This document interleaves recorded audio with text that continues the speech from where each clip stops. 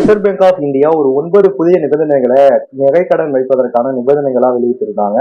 So அதுல ரொம்பவே முக்கியமான சில கடுமையான நிபந்தனைகள்லாம் இருந்துச்சு. அது என்னென்ன அப்படின்னா, நகையினுடைய உரிமையாளர் நகை வைப்பவர் தான் அப்படின்றத நிரூபிக்கணும், அதுக்கான சான்று இருக்கணும், நகையினுடைய தூய்மை தன்மையை நீங்க பரிசோதிக்கணும், நகையினுடைய மதிப்புல 75% மட்டுமே நீங்க கடனா கொடுக்கணும் அப்படின்ற மாதிரி நிறைய நிபந்தனைகளை வச்சிருந்தாங்க. ஏன் ஒரு நகை நீங்க வச்சிட்டீங்க அப்படின்னா அதை திரும்ப மூட்டு மறுநாள் தான் அதை மறு அடகு வைக்க முடியும், அன்னைக்கே மறு அடகு வைக்க கூடாது அப்படின்ற மாதிரியான கடுமையான பல நிபந்தனைகளை இந்த 9 நிபந்தனைகளை சேர்த்து கொடுத்துருந்தாங்க. ஸோ இதுக்கு நாடு முழுவதும் பல்வேறு அரசியல் கட்சிகள், பல்வேறு விவசாய சங்கங்கள் என பல்வேறு தரப்புல இருந்து தொடர்ந்து நிறைய எதிர்ப்புகள் வந்துட்டே இருந்துச்சு. தமிழ்நாட்டினுடைய முதலமைச்சர் திரு மு.க.ஸ்டாலின் அவர்கள் கூட மத்திய நிதியமைச்சர் நிர்மலா சீதாராமன் அவர்களுக்கு ஒரு கடிதமும் எழுதியிருந்தாரு, இதற்கு உடனே திரும்ப பெறுங்க அப்படின்னு சொல்லிட்டு.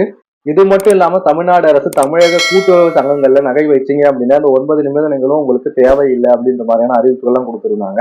ஸோ நிறைய தரப்புல இருந்து நிறைய அழுத்தங்கள் வந்த உடனே மத்திய நிதியமைச்சர் நிர்மலா சீதாராமன் அவர்கள் இந்த அறிவிப்பை திரும்ப பெற சொல்லி மத்திய ரிசர்வ் வங்கிக்கு ஒரு அறிவுறுத்தலை கொடுக்குறாங்க. ஸோ அதன் பேர்ல மத்திய ரிசர்வ் பேங்க் ஆஃப் இந்தியா இந்த ஒரு அறிவிப்பை திரும்ப பெறுவதா, இந்த 9 நிபந்தனைகள் நகைக்கடன் வைப்பதற்கான 9 நிபந்தனைகளையும் திரும்ப பெறுவதா இப்ப அறிவிச்சிருக்காங்க.